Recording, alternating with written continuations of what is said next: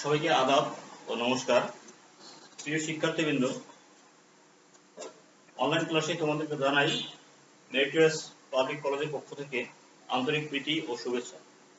আজকে তোমাদের মাঝে উপস্থিত আছি আমি দীপু দেবনাথ, প্রভাষক পদার্থবিজ্ঞান, মেরিটোরিয়াস পাবলিক কলেজ, রংপুর। বর্তমানে কোভিড-19 বা মহামারী করোনা ভাইরাসের কারণে সারা বিশ্বব্যাপী একটা সংকট সৃষ্টি হয়েছে।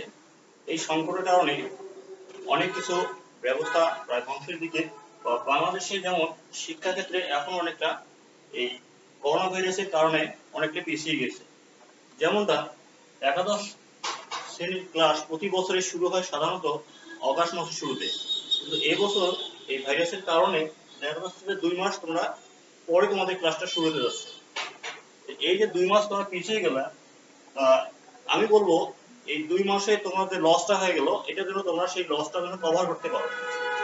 যার ফলে করতে হবে তোমাদের এই অনলাইন ক্লাসগুলো তোমরা নিয়মিত ফলো করো, কিংবা যে যেখান থেকে অবস্থান করতেছো তোমরা অন্য কারোর মধ্যে হেল্প নাও, নিয়ে অন্তত যেন এই 2 মাসের লসটা যেন সেটা কভার করতে পারো।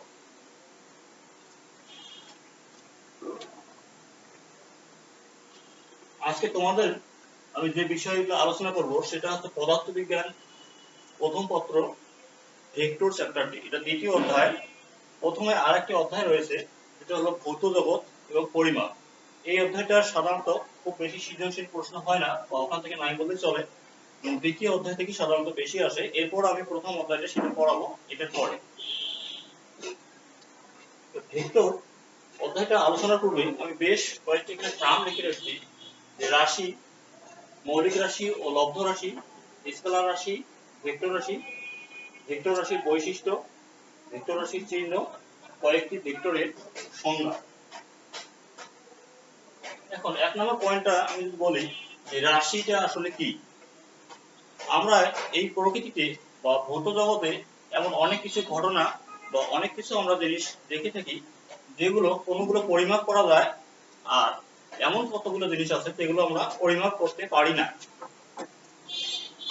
তাহলে আমরা যে বিষয়গুলো বা যে ঘটনাগুলো আমরা পরিমাপ করতে পারি বা যেগুলো পরিমাপযোগ্য সেগুলোকে আমরা বলি রাশি। রাশি তাহলে কি? ভৌত জগতে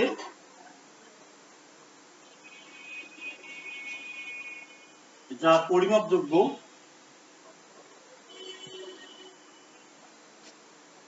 তাকে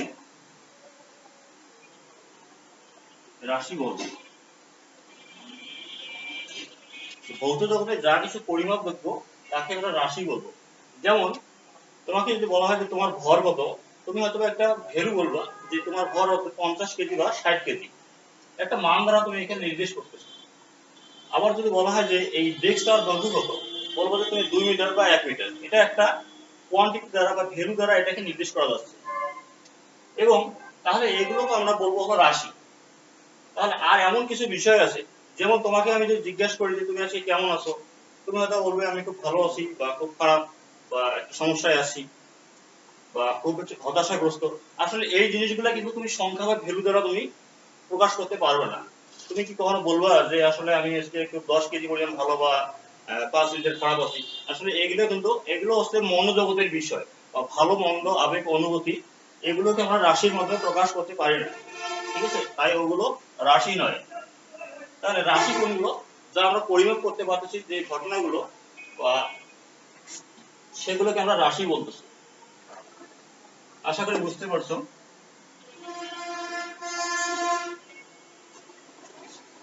পদার্থবিজ্ঞানের ভাষায় রাশি সাধারণত নির্ভরশীলতার উপর ভিত্তি করে বলা হয়েছে যে রাশি 2 প্রকার। একটা হচ্ছে মৌলিক রাশি, আর একটা হচ্ছে লব্ধ রাশি বা যৌগিক রাশি। মৌলিক রাশি ও লব্ধ রাশি, এটা হচ্ছে রাশিগুলোর নির্ভরশীলতার উপর ভিত্তি করে এই প্রকারটা করা হয়েছে, যে মৌলিক রাশি, আর একটা হচ্ছে লব্ধ রাশি। মৌলিক রাশি কোনগুলো?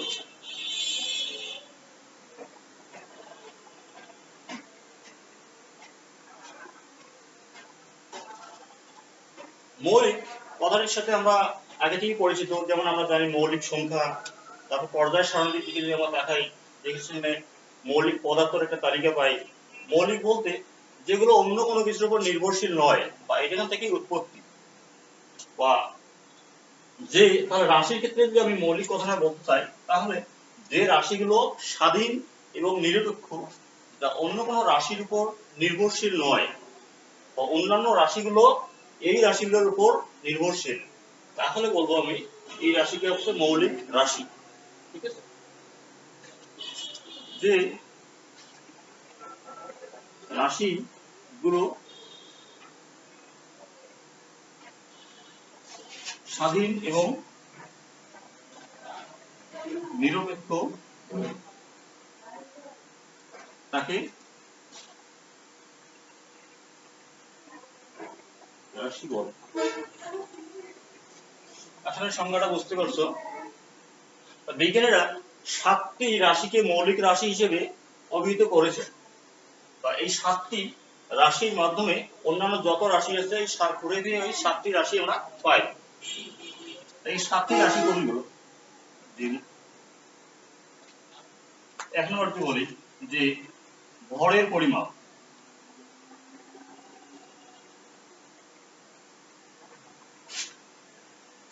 ভরের পরিমাপ আমরা এটা প্রকাশ করেছি একক বস্তু কি? একক বস্তুতে কেজি। এরপর হচ্ছে হলো দৈর্ঘ্যের পরিমাপ।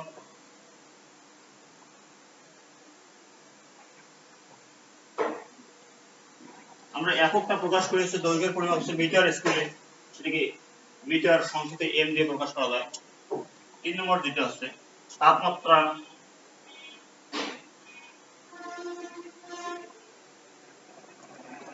এটা যে এককগুলো লিখতেছি আমি এসআই একক, তাপমাত্রা এসআই একক, যেটা কেলভিন, সেটা কি দ্বারা প্রকাশ করা যায়? তড়িৎ প্রবাহ, এটা একক হচ্ছে এম্পিয়ার। তারপর দীপন তীব্রতা,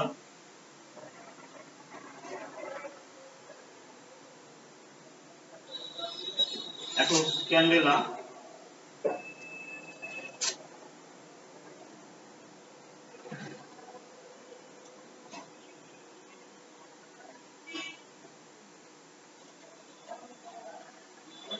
পদার্থের পরিমাণ, যেটাকে আমরা মোল দ্বারা নির্দেশ করি। আরেকটা আছে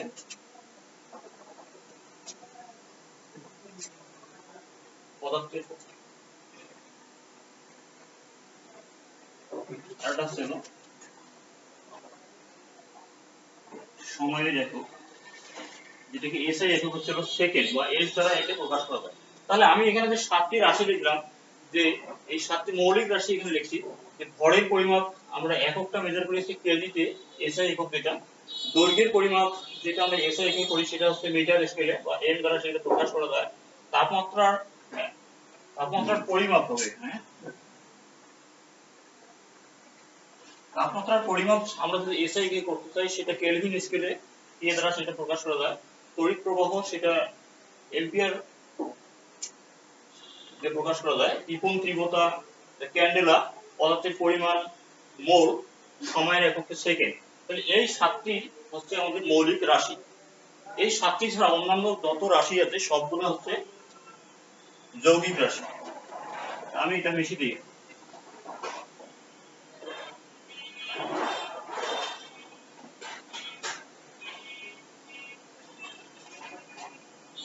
তাহলে তোমরা এখন বুঝতে পেরেছো যে আসলে লব্ধ রাশি বা যৌগিক রাশি এটাকে বলা হয়। লব্ধ রাশিটা তাহলে কি হতে পারে?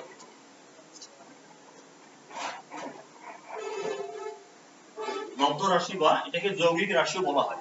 তাহলে যে রাশিগুলো অন্য কোনো রাশির উপর নির্ভরশীল বা মৌলিক রাশির উপর নির্ভরশীল, সেগুলোকে আমরা লব্ধ রাশি বলতে পারি। বা যে রাশিগুলো স্বাধীন বা নিরপেক্ষ নয়, তাকে আমরা লব্ধ রাশি বলতে পারি।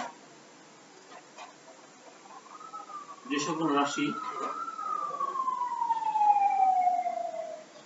স্বাধীন বা নিরপেক্ষ নয়। যে সকল রাশি স্বাধীন বা নিরপেক্ষ নয়। তা এই স্বাধীন বা নিরপেক্ষ নয়, তাহলে এই রাশিগুলো হচ্ছে আসলে প্রত্যক্ষ বা পরোক্ষ মৌলিক রাশির উপর নির্ভরশীল। দেখো আমরা একটা উদাহরণ দিই, যে একটা গাড়ি মনে করো যে প্রতি ঘন্টায় 60 কিলোমিটার বেগে সে যাচ্ছে, রংপুর থেকে ঢাকা যাচ্ছে। গাড়িটার একটা বেগ এখানে বেগ হচ্ছে 60 কিলোমিটার পার আওয়ার, 60 কিলোমিটার বেগে রংপুর থেকে ঢাকা যাচ্ছে। আসলে বেগ এখানে লিখছি, আমরা জানি আছে যে বেগটা কি আসলে, যে সরণ ভাগ হচ্ছে হলো সময়, অর্থাৎ সময়ের সাথে সরণের পরিবর্তনের হারকে আমরা বেগ বলি। তাহলে এই যে সময় সরণটা এখানে আছে, সরণ আমরা কোন এককে প্রকাশ করি? সরণ হচ্ছে আমাদের একটা একটু আগে যেমন লিখলাম যে দৈর্ঘ্যের একক মিটার, এই সরণকে আমরা মিটার স্কেলে প্রকাশ করতে পারি, বা সরণকে আমরা এম দ্বারা এখানে লিখতে পারি মিটার স্কেলে, এবং সময়ের যে একক লিখছিলাম সেটা হচ্ছে সেকেন্ড এসআই একক। অর্থাৎ দেখো যে এখানে যে এককটা আমরা পাইলাম যে এমএস ইনভার্স 1, তাহলে বেগ এখানে আসলে পরোক্ষভাবে দুইটা মৌলিক রাশির উপর নির্ভরশীল, যে সরণ যেটা দৈর্ঘ্যের একক ছিল যে মিটার, এবং সময়ের যেটা সেকেন্ড ছিল। এরকম আরো অনেক আছে, যে যেমন ত্বরণ, আমরা বেগ ভাগ বা সময়ের সাথে বেগের পরিবর্তনের হারকে ত্বরণ বলে। ঠিক এটারও এককটা আমরা পাই যে এমএস ইনভার্স 2, বা যেটা মিটার স্কেল এবং সময়ের সাথে বা সময়ের উপর সেটা নির্ভরশীল। যেটা আশা করি তোমরা এটা বুঝে ফেলছো।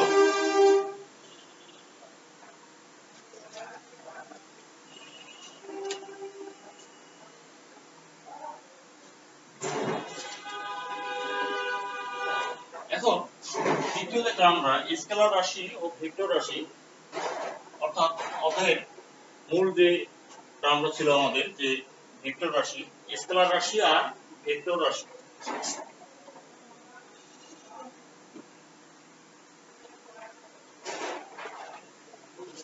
একটু আগে আমরা যেটা করলাম যে রাশিগুলো নির্ভরশীলতার উপর ভিত্তি করে, সেটা হচ্ছে দুই প্রকার, মৌলিক রাশি আর লব্ধ রাশি।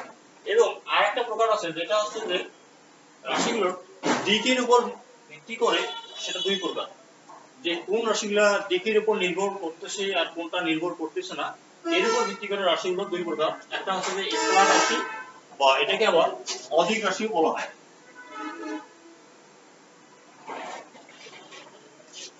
স্কেলার বা অধিক রাশি। তাহলে এই রাশির আমরা সংজ্ঞা যদি দেই, যে সকল রাশি সম্পূর্ণরূপে প্রকাশ করার জন্য শুধু মানের প্রয়োজন হয়, দিক নির্দেশের প্রয়োজন হয় না, তাদেরকে আমরা স্কেলার রাশি বলতে পারি। শুধু মান দ্বারা সম্পূর্ণরূপে প্রকাশ করা যায়, তাদেরকে আমরা স্কেলার রাশি বলতে পারি। যে সকল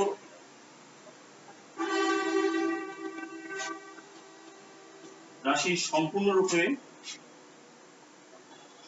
সম্পূর্ণভাবে প্রকাশ করার জন্য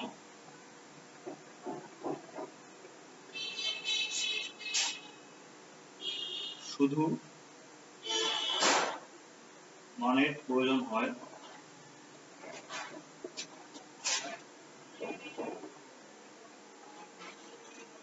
দিক নির্দেশের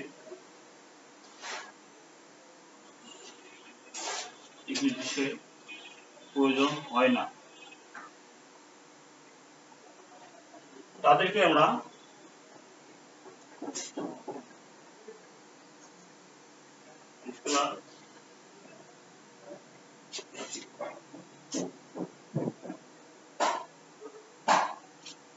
স্কেলার রাশি বলা হয়।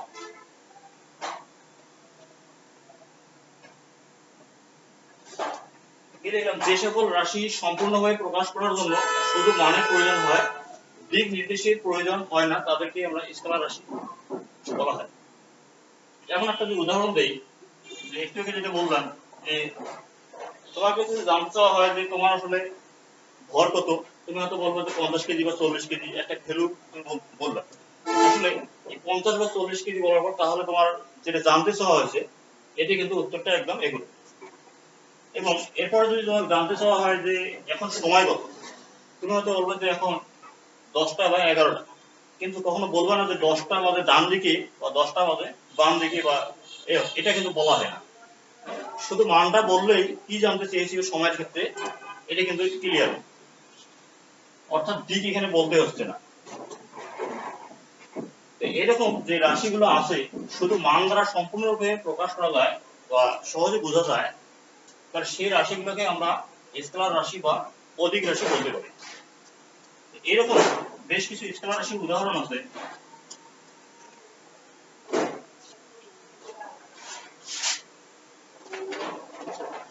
যেমন হলো কাজ,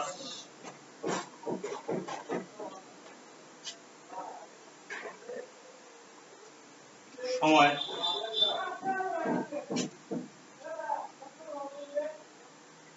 ভর, তাপমাত্রা, এরকম অনেক আছে যে কাজ, সময়, ভর, তাপমাত্রা, এগুলো হচ্ছে স্কেলার রাশির উদাহরণ। তাহলে এই সংখ্যাটা থেকে অলরেডি এই পরের যে ধারণাটা, অর্থাৎ আরেকটা টার্ম আছে এখানে ভেক্টর রাশি, এটাকে হচ্ছে দিক রাশি। তাহলে এটা কি রকম হতে পারে? এটা বলছে যে স্কেলার রাশি এটা হচ্ছে দিকের উপর নির্ভর করতেছে না, আরেকটা যে রাশি আছে সেটা হচ্ছে ভেক্টর রাশি, সেটা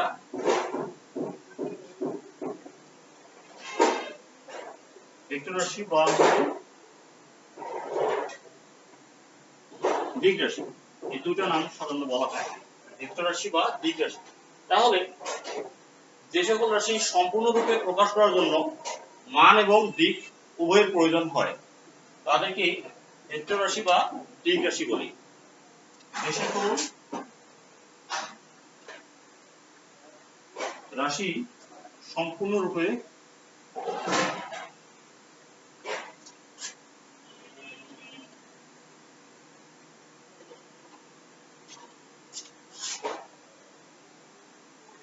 মান এবং দিক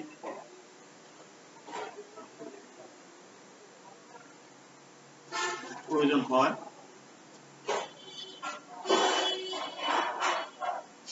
তাদেরকে ভেক্টর বা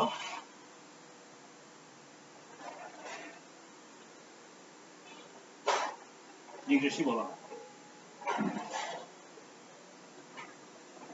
এরকম ভেক্টর রাশি তাহলে কোনগুলো? যে সকল রাশি সম্পূর্ণরূপভাবে রূপে প্রকাশ করার জন্য মান এবং দিক উভয়ের প্রয়োজন হয় তাদেরকে ভেক্টর বা দিক রাশি বলা হয়।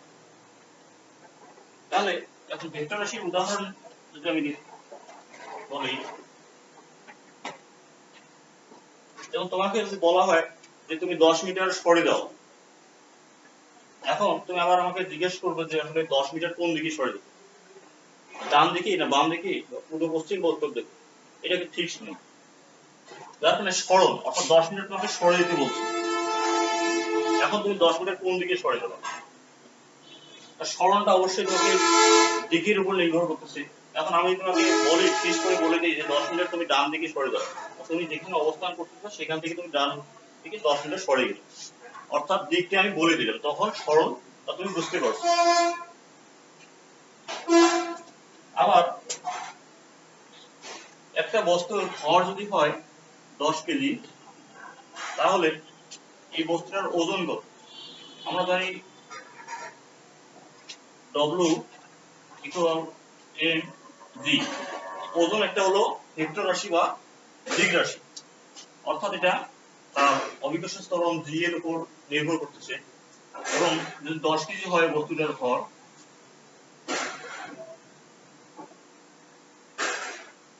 তাহলে তার ওজন কত?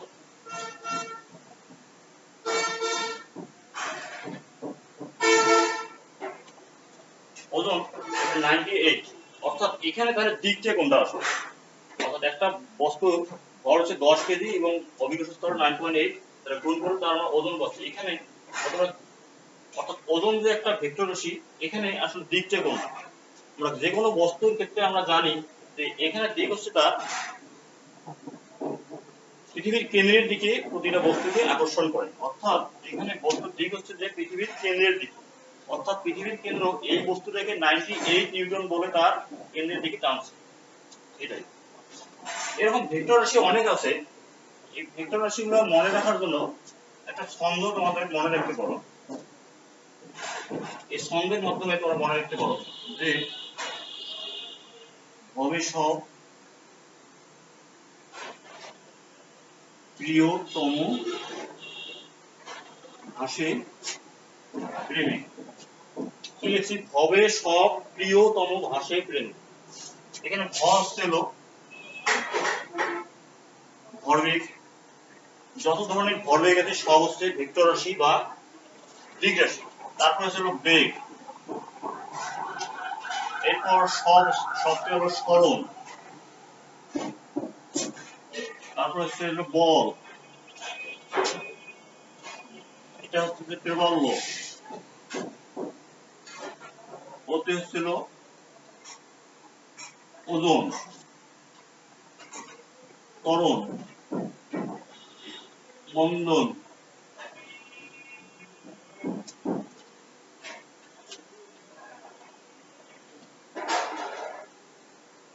ভ্রামক, সান্দ্রতা,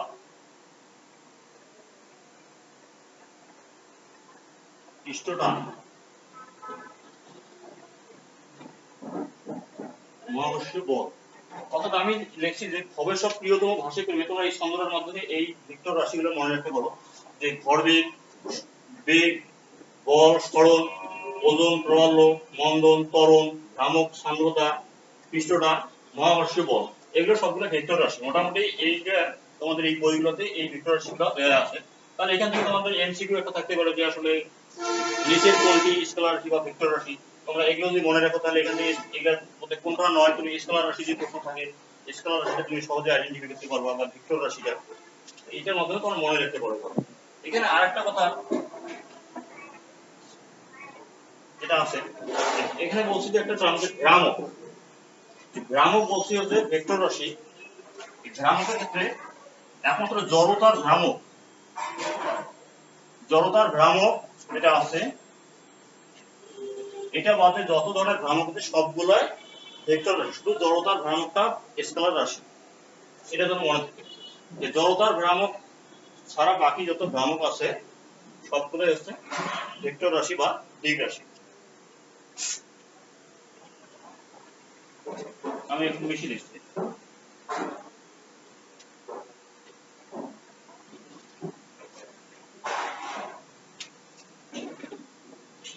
ভেক্টর রাশির এখন বৈশিষ্ট্য যেটা 4 নম্বর পয়েন্টে লিখছি।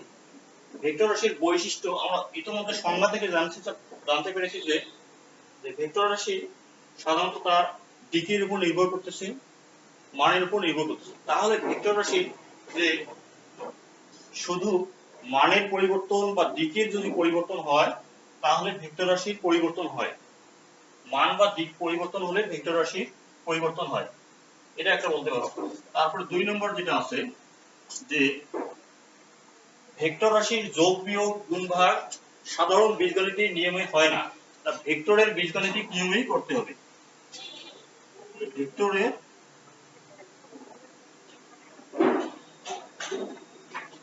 যোগ বিয়োগ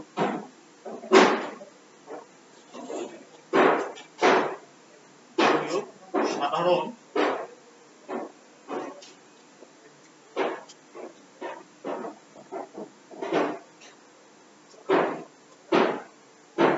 নিয়মে হয় না, তা ভেক্টর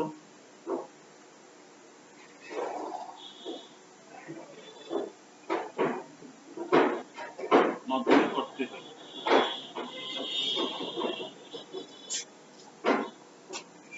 দেখছি আছে প্রথমটা কিন্তু সংজ্ঞা দিয়ে যে এটা একটা লেখে এটা যে ভেক্টর রাশির মান বা দিক পরিবর্তন হলে ভেক্টর রাশি পরিবর্তন হয়। আর 2 নম্বর যেটা লেখছি হচ্ছে ভেক্টর রাশির যোগ বিয়োগ সাধারণ বীজগণিতের নিয়মে হয় না, তা ভেক্টর বীজগণিতের মাধ্যমে করতে হয়। এটা বিষয়টা এখন তাহলে কি বোঝাচ্ছিল তারা? ধরো একজন মেডিকেল মোড় থেকে বা মডার্নে এখানে 8 কিলোমিটার মডার্ন মোড়ে চলে গেছে।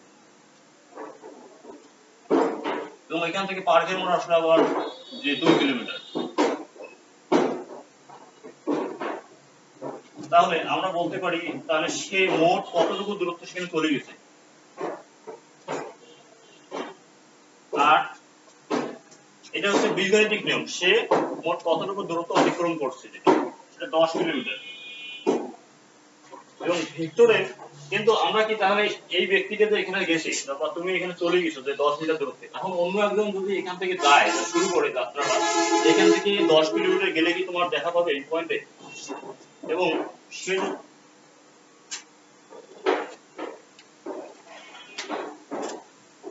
সে মনে করো যে 8 কিলো এদিকে চলে গেছে এবং 2 কিলো এদিকে চলে গেছে, তাহলে এই দূরত্বটা এবং এই দূরত্বটা এটা কি সেম?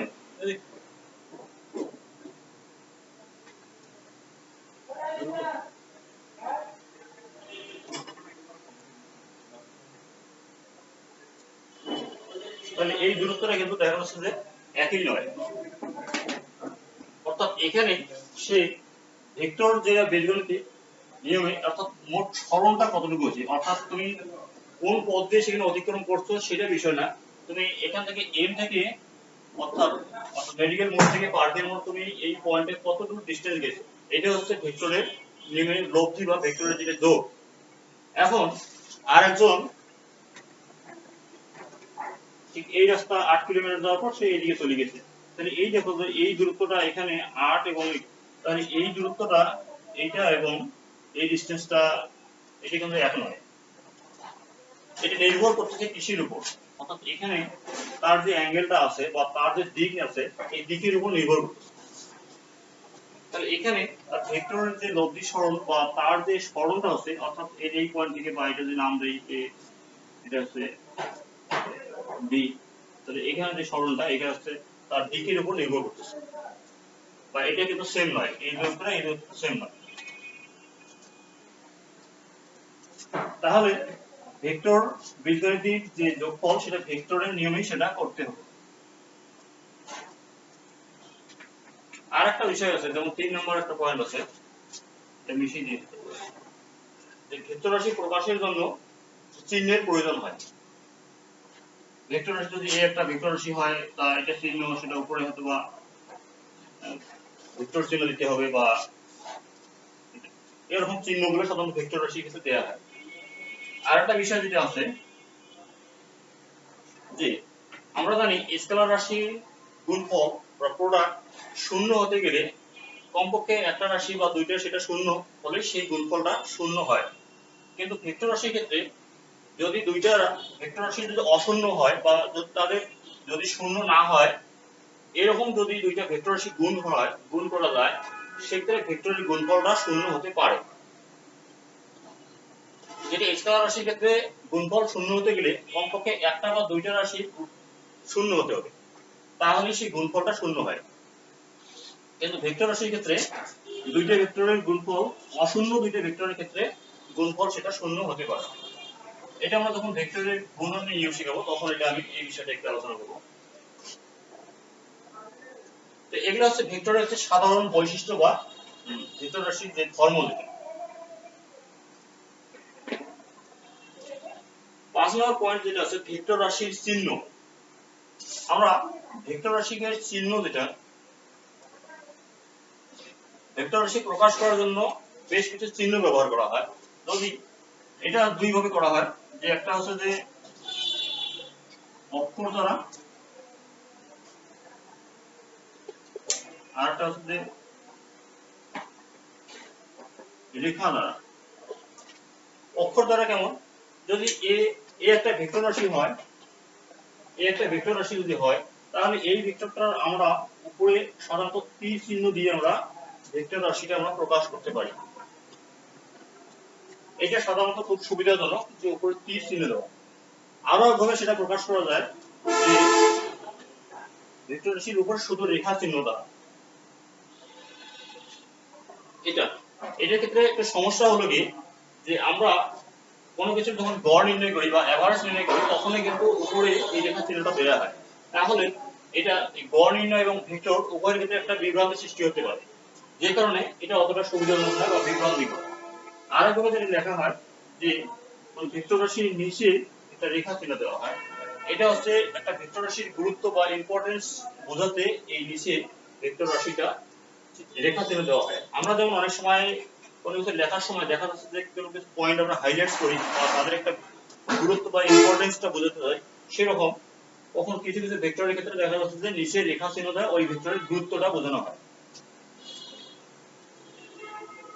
আরেকটা আছে যেটা যে আমরা ছাপার হরফের ক্ষেত্রে যদি কোনো ভেক্টর রাশি লেখা হয় তখন সেটা বোল্ড হরফে সেটা লেখা হয়, কিন্তু এটা ছাপার ক্ষেত্রে আমরা যদি আবার হাতে লিখতে যাই তখন কিন্তু এটা বিষয়টা বেশ একটা অসুবিধাজনক। আমরা যে কারণে আমরা হাতে যখন লিখবো আমরা শুধুমাত্র এই সিস্টেমটা আমরা অবলম্বন করবো যে ভেক্টর ও রাশি লিখলে সেটা আমরা উপরে তীর চিহ্ন দেবো।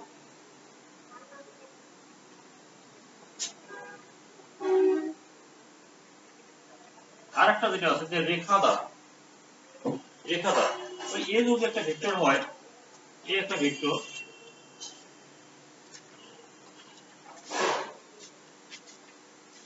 এখন এই ভেক্টরটা আমরা রেখা দ্বারা সেটা ইয়ে করতে পারি যে এই এটা হচ্ছে সম্পূর্ণ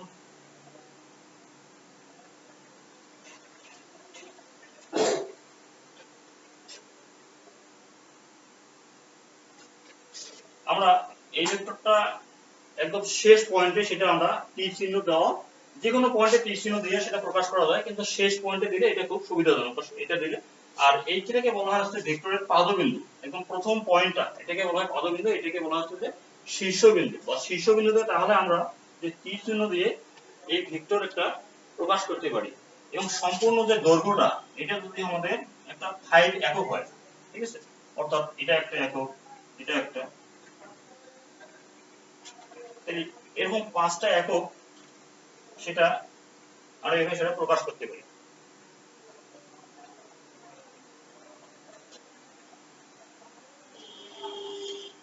আরেকটা যে বিষয়টা আছে যেটা 6 নম্বর টার্ম কয়েকটি ভেক্টরের সংজ্ঞা, এটা বেশ অনেকগুলো ভেক্টর আছে, আমি এখানে দুই একটা এখানে আলোচনা করব। যেটা শূন্য ভেক্টর বা নাল ভেক্টর।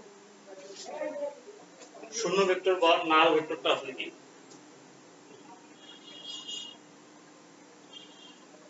যে ভেক্টর রাশির মান শূন্য তাদেরকে বলা হচ্ছে যে শূন্য ভেক্টর বা নাল ভেক্টর।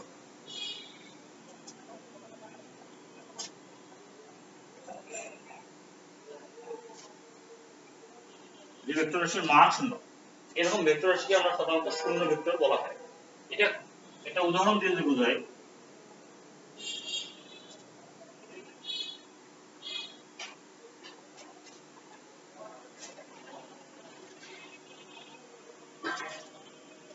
ধরো তুমি এখানে বাসায় আছো, বাসা থেকে তুমি হচ্ছে স্কুলে গেলা, স্কুল থেকে প্লে গ্রাউন্ডে তুমি চলে গেলে, তাহলে এখান থেকে তোমার সরলতা মোট কত? তুমি বাসা থেকে স্কুলে গেছো, তাহলে এটা হচ্ছে এইচএস। স্কুল থেকে তুমি প্লে গ্রাউন্ডে চলে গেছো, তুমি যে সরলটা তোমার সর্বশেষ ফাইনাল হলো, অর্থাৎ তুমি সর্বশেষ কোথায় চলে গেছো? এইচ থেকে পি পয়েন্টে বা হোম থেকে তুমি প্লে গ্রাউন্ডে চলে গেছো। তা তোমার সরলটা হচ্ছে হলো এইচপি, এটা হচ্ছে সরল। এবং আরেকটা ক্ষেত্রে যদি আমি বলি যে এই পয়েন্টটা অর্থাৎ প্লেগ্রাউন্ডটা তোমার একদম বাসার সাথেই, তাহলে সেক্ষেত্রে তোমার এটা কি রকম হতে পারে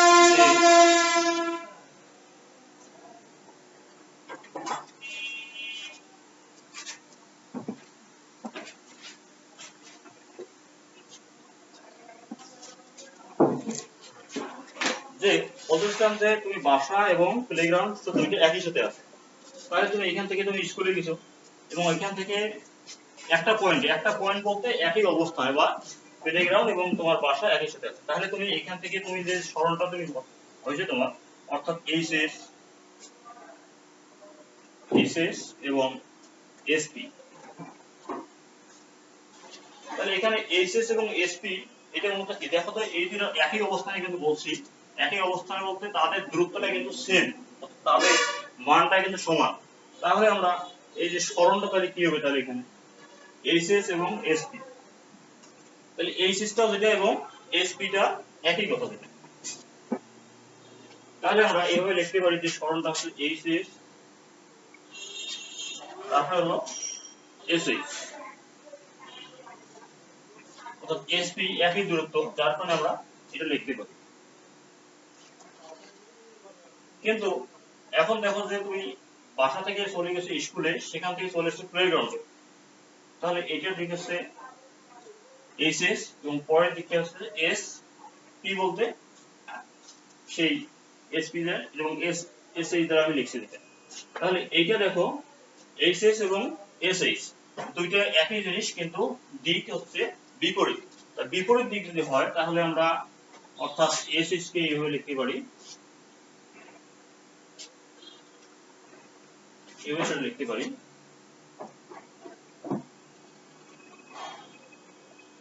তাহলে এই জিনিসটার যে পার্থক্য বা তাদের যে সরণটা হচ্ছে এটা হচ্ছে জিরো। এটাকে শুধু জিরো বললে ভুল হবে, এটাকে বলতে হবে জিরো ভেক্টর। এরকম একটা আমি জিরো ভেক্টরের উদাহরণ দিলাম। আরো তুমি জিরো ভেক্টরের উদাহরণ তুমি পারো, যেমন একটা ফুটবলকে বা কোনো একটা বস্তুকে যখন শূন্যে আমরা নিক্ষিপ্ত করি, সেই শূন্যে নিক্ষিপ্ত করার পর সর্বশেষ কোনো একটা পয়েন্টে এখান থেকে যদি আমরা নিক্ষিপ্ত করি, তাহলে কোনো একটা পয়েন্টে সেখানে স্থির হবে এবং এখানে স্থির হওয়ার পর অর্থাৎ স্থির হবে এই পয়েন্টে, সেখানে বেগটা বা বেগের মানটা সেখানে জিরো হয়ে যাবে। এই জিরোটা এখানে বেগ আমরা কি জানি, একটু আগে যেটা পড়ে আসছি, বেগ হচ্ছে একটা ভেক্টর রাশি। তাহলে এই যে জিরো পয়েন্টে এখানে হচ্ছে বেগের মান হচ্ছে জিরো, জিরো ভেক্টর। এখানেও তার বেগের মানটা জিরো, এখানে আমরা তার জিরো ভেক্টর এটা বলতে পারি।